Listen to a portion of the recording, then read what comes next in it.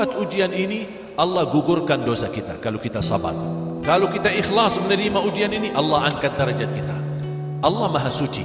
Kenapa Allah uji kita? Karena Allah Maha Suci, dan Allah ingin hambanya juga ikut menjadi hamba yang suci. Bapak Ibu jamaah sekalian, di balik hikmah ini Allah menguji kenapa selama ini kita kurang bersyukur kepada Allah. Karena syukur merupakan ibadah. Barangkali karena kurang syukur kita kepada Allah, itulah yang membuat kehadiran dan mendatangkan wabah dan bala ini. Allah Subhanahu wa taala tidak suka, bahkan Allah tidak berkenan menguji kita. Allah tidak berkenan menyusahkan kita. Tapi mohon maaf, kadang berilaku manusia yang membuat kedatangan bala, berilaku manusia yang membuat kedatangan azab, berilaku manusia yang membuat kedatangan musibah. Allah Subhanahu wa taala tidak suka membebani hambanya. Allah tidak mau hambanya tersengsara. Allah Subhanahu wa taala tidak akan merubah nasib manusia yang baik, tapi kalau mereka belum merubah diri sendiri menjadi lebih baik. Berarti yang menentukan nasib kita adalah perilaku kita.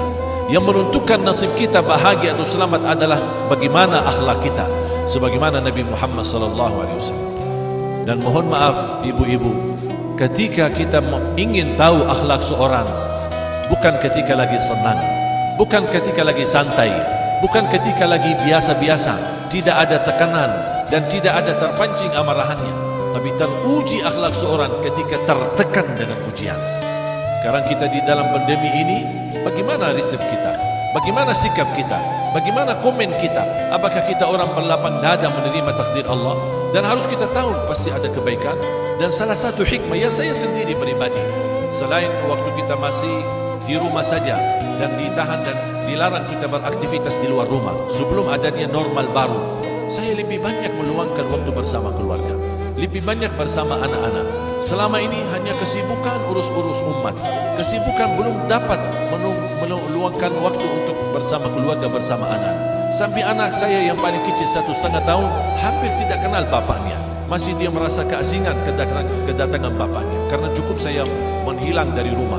Tapi begitu ada COVID-19 dan dianjurkan untuk di rumah saja, saya bisa mendapatkan keindahan. Ternyata betul, baiti jannati, rumahku adalah surgaku.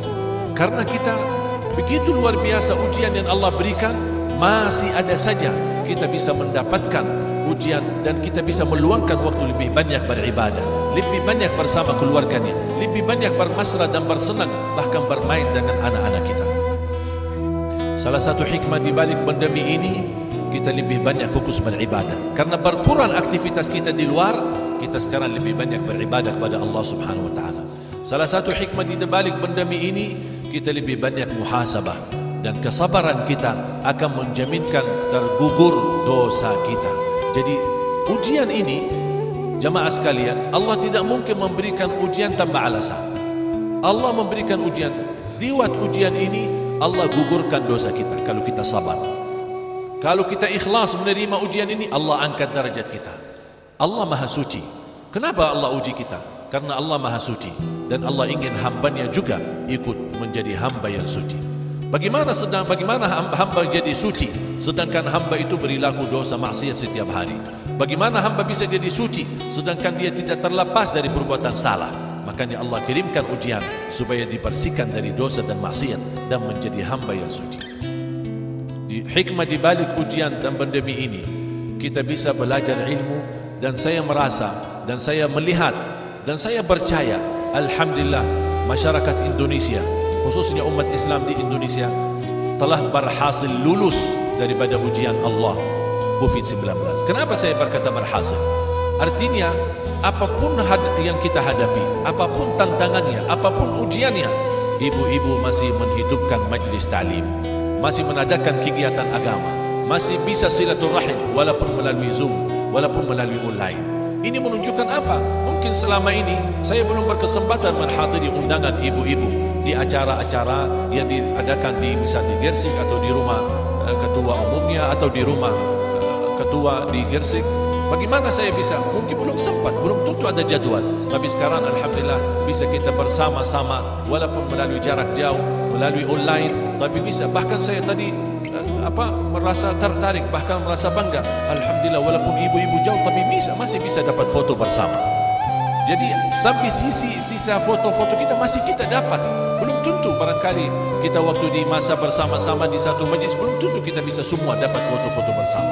Berarti jamaah sekalian, kita harus mempandangi ujian dengan mata positif, bukan mata negatif.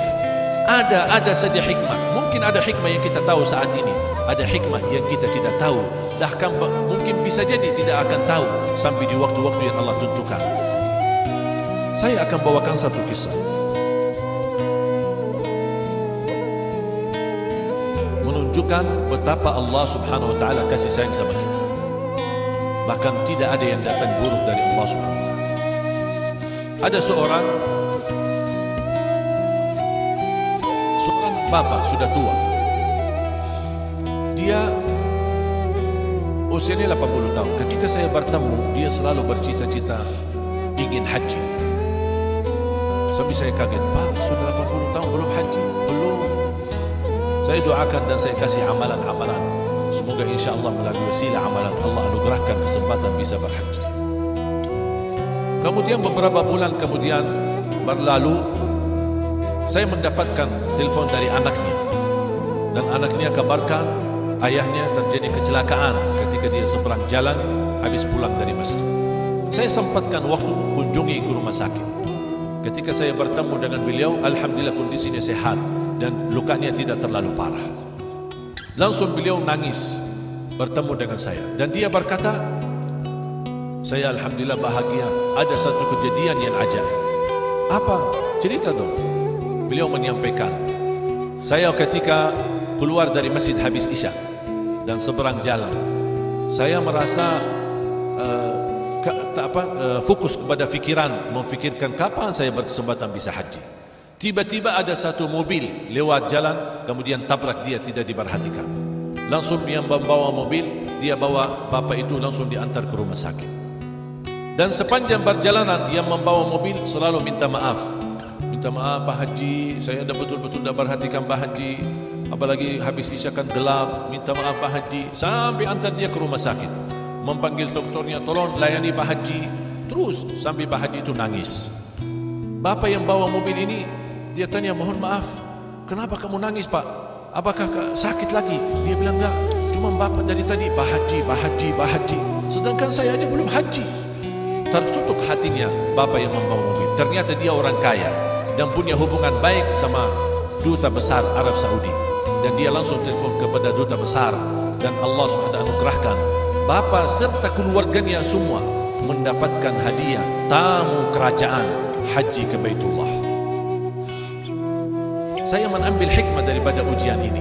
Ternyata doa beliau dan salawat beliau, zikir beliau, amalan yang selama ini beliau lakukan, ternyata Allah sudah kabulkan. Bahkan Allah wujudkan hajinya melalui orang-orang yang menabraknya. Walaupun tabrak mobil, tapi alhamdulillah masih dapat bisa berhaji. Itu kadang-kadang cara Allah proses menabulkan sebuah hajat. Bisa melalui hajat itu terkabul, tapi harus duluan melalui proses ujian. Ada satu lagi kisah. Ada seorang guru ngaji. Dia naik sebuah bis habis pulang dari sekolah dan habis tugas. Dia naik sebuah bis, posisi dapat kursi di depan di samping supir. Tiba-tiba di dalam perjalanan ada seorang di depan bis berhenti. Dan orang itu terkenal di daerah itu orang preman. Langsung dia buka pintu dari samping guru ngaji dan memegang bajunya dan turunkan dari mobil dan dia buang di tengah jalan. Kemudian dia naik di tempatnya guru ngaji di bis dan perintahkan supir, ayo jalan. Dan bis itu penuh dengan penumpang. Dia jalan. Si guru ngaji kesel, sakit hati karena dihina dan dibuang di tengah jalan. Dikeluarkan dia dengan paksa dari bisnya. Dan dia sambil berkata, demi Allah, kalau saya punya senjata, saya akan tembak dia mati. Si preman itu. Pas dia menunggu bis berikutnya, dapatlah bis satu lagi. Kemudian dia naiki. Pas di dalam perjalanan, dia terlihat ada kecelakaan besar sampai terjadi kebakaran besar. Mereka berhenti. Ternyata kecelakaan yang di depan itu adalah bis yang tadi baru saja dinaikin oleh preman. Bahkan semuanya yang ada di dalam bis itu mati, termasuk si preman itu. Baru Bapak guru ngaji itu sujud syukur berkata, Alhamdulillah ya Allah atas kiriman preman yang melamatkan saya dari kecelakaan. Ternyata Allah mengirimkan seorang preman, barangkali menyakiti hatinya, menghina dia, mengeluarkan dia dari mobil dan buang di tengah jalan, tapi tujuannya untuk keselamatan dia dari kecelakaan dan dari kebakaran. Kita tidak akan tahu sampai titik ini, dan sampai hari ini ulama Ahlus Sunnah wal Jamaah masih berusaha membongkarkan isi rahasia takdir. Mereka masih minim ilmu dan bahkan mereka belum tahu betapa banyak luas rahasia takdir yang kita tidak tahu di balik hikmah. Bisa jadi di saat kejadian kita tidak tahu, tapi di waktu-waktu yang lain yang ke depan pasti akan muncul banyak hikmah dari kejadian musibah. Tidak ada musibah yang datang sia-sia. Selain kita dapat pahala, selain kita dapat karunia dan dapat kemuliaan di sisi Allah, digugurkan dosa. Ibarat kita menghadapi ujian seperti baju kotor yang dimasukin dalam mesin cuci, atau baju kotor seperti orang kampung yang gesa bajunya atau membersihkan bajunya dengan keras supaya bisa menghasilkan baju yang bersih. Itu pula ujian. Ketika kita menghadapi ujian, pasti umrah-aplik dalam kehidupan kita. Ujian sana, ujian sini, naik turun, emosi, dan kita menghadapi tantangan yang luar biasa. Tapi hasil kesabaran kita akan Allah sucikan kita, bahkan Allah gugurkan dosa-dosa kita. Saya akhiri satu kisah. Saya tahu ibu-ibu suka cerita-cerita, makanya saya tambahkan cerita ini. Tujuan daripada cerita ingin membuka wawasan dari bapak ibu. Ibu-ibu menghadapi tantangan ketika suaminya sebagai anggota polisi turun di jalan. Bisa jadi di satu saat suaminya tidak balik ke rumah. Bisa jadi suaminya kembali ke rumah dalam kondisi terluka. Bisa jadi suaminya kembali ke rumah dalam kondisi tidak sehat. Betapa luar biasa kesabaran ibu-ibu menghadapi tantangan dan mendoakan para suaminya. Dan salah satu amalan yang insya Allah menjadi wasilah melindungi suami-suami ibu-ibu adalah jalankan sedekah subuh. Sedekah subuh kita sediakan kotak amal, dan setiap ibu masukin sedekah subuh. Kalau boleh diajak suaminya juga sekalian ikut rutin menjalankan sedekah subuh, biar masing-masing punya satu kotak amal. Dan isi sedekahnya, dan kita berdoa, ya Allah, aku mohon dengan berkat sedekah ini, lindungilah suamiku dari segala bahaya dan keburukan, supaya dia kembali ke rumah dalam keadaan sehat dan bisa menjalani tugasnya dengan sebaik-baiknya. Doakan ibu-ibu, insya-Allah di awal tahun nanti 2021 saya akan buat gerakan satu grup untuk mengadakan gerakan sedekah subuh. Sekalian kita belajar menghafal surat Al-Mulk selama 40 hari. Gerakan ini akan menjadi syiar wakaf yang terbaik, sedekah yang terbaik khusus di subuh hari. Dan setiap hari selama 40 hari saya akan kirimkan doa dan amalan yang insyaAllah memimpin ibu-ibu dan semua keluarganya dari rumahnya masing-masing. Dan insyaAllah setiap hari kita akan belajar menghafal satu ayat daripada surat Al-Mulk Tabarak. Sampai 30 hari tamat surat Tabarak Al-Mulk. Sisa 10 hari menjadi 40 hari, kita akan kuatkan lagi bacaan dan hafalan daripada suratul Mulk supaya bisa menjadi amal. Kita dapat menghafal surat Al-Mulk, jaminan selamat dari siksa kubur, dan kita bisa setiap hari selama 40 hari sambil kita berdoa untuk hajat kita dan keluarga kita menjalani ibadah sedekah subuh sampai insyaAllah 40 hari. Habis dari 40 hari kita bisa salurkan sedekah ini insyaAllah untuk program penghafal Al-Quran, supaya melahirkan anak-anak yang insyaAllah bisa membanggakan kita. Mungkin belum tentu anak kita atau dari keluarga kita, tapi karena kita yang memfasilitasi mereka, mudah-mudahan mereka sepanjang mereka menghafal, sepanjang mereka membaca, Allah akan salurkan pahalanya, dan Allah titipkan pahalanya walaupun kita sudah meninggal dunia, akan Allah terus menyalurkan pahala bacaan mereka di dalam salat maupun di luar salat. Ibu-ibu yang saya cintai, yang saya muliakan, kisah yang terakhir, ada seorang berdoa, tapi subhanallah doanya agak sedikit aneh, tapi itu aja doanya, tidak ada yang lain. Ya Allah, aku mohon jodoh yang salihah, yang cantik, yang kaya. Waktu dia tahajud, itu aja doanya. habis salat itu aja doanya, tidak ada yang lain. Dia tidak minta sukses, tidak minta ampunan, tidak minta rahmat, tidak minta apa-apa. Itu aja doanya, ya Allah, jodoh yang salihah, yang cantik, yang kaya. Allah berikan rezeki bisa ke tanah suci. Sepanjang tawaf itu juga doanya, ya Allah, jodoh yang salihah, yang cantik, yang kaya. Safa Marwah itu pula doanya. Sampai orang yang mendampingi dia, Bapak, semenjak saya kenal Bapak itu aja doanya. Sampai minta yang kaya lagi.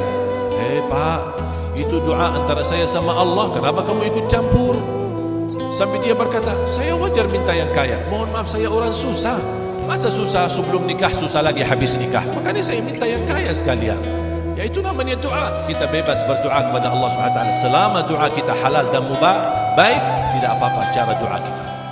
Ternyata pas malam hari dia pulang ke tanah air habis haji, dia malam-malam masuk di gang-gang di kampung, sedang membayangkan dan menghayalkan kapan bisa ketemu jodohku. Tiba-tiba muncul anjing. Dia lari, dikejar anjing, lari, dikejar anjing. Sampai anjing berhasil menggigit kakinya. Datang ambulan, mobil ambulan dari rumah sakit, dibawa ke rumah sakit. Di dalam mobil ambulan dia tidak merasa hikmah di balik ujian ini, dan dia berkata, ya Allah, selama ini saya mohon jodoh yang salihah, yang cantik, yang kaya, masa dikirimkan anjing? Dia belum tahu ada apa di balik ujian dan hikmah. Sampai ke rumah sakit, subhanallah, dapat dirawat sama seorang ibu dokter yang salihah, cantik dan kaya, jadi jodohnya.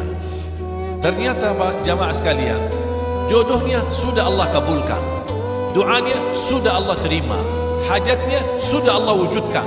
Tapi jodohnya yang dia harapkan berada di rumah sakit. Dia seorang dokter, dan dia memang kalau ada di rumah sakit berarti harus hamba itu sakit dulu supaya dapat jodohnya. Makanya dia Masya Allah selama ini masih sehat, menjaga makanannya yang halal, menjaga makanan yang baik, tidak berlebihan. Makanya dapatlah sakit, Allah kirimkan anjing gigit dia supaya dia sakit dan bertemu dengan jodohnya di rumah sakit.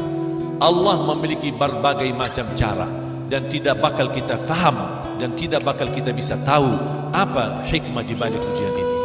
Makanya kita harus belajar, apapun ujian yang kita hadapi, belajar kita ucapkan Alhamdulillah, Inna lillahi wa inna ilaihi raji'un. Alhamdulillah bukan hanya ucapan di saat senang. Mendapatkan berita duka, Alhamdulillah. Mendapatkan berita gembira, Alhamdulillah.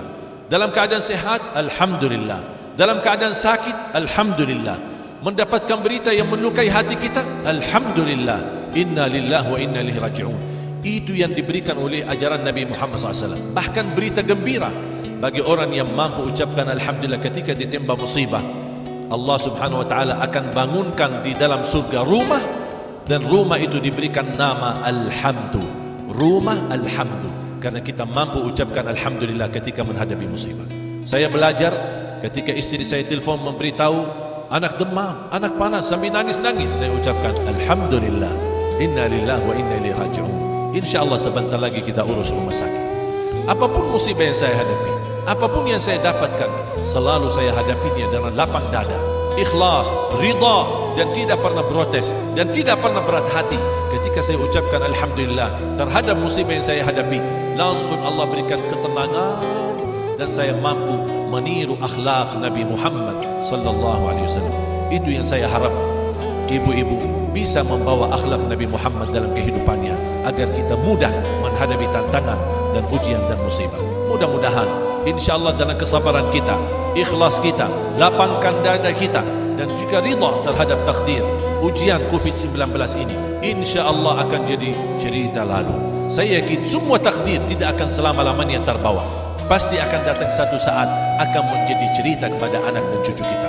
Dulu pernah terjadi pandemi, dulu pernah terjadi begini begitu. Semua bakal jadi cerita lalu.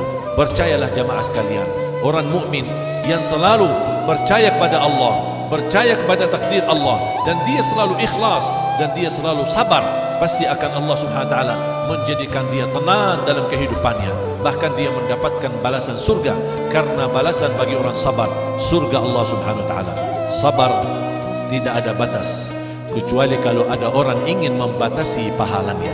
Kalau ibu-ibu ingin tidak dibatasi pahala sabar kita, jangan batasi sabar kita agar kita mendapat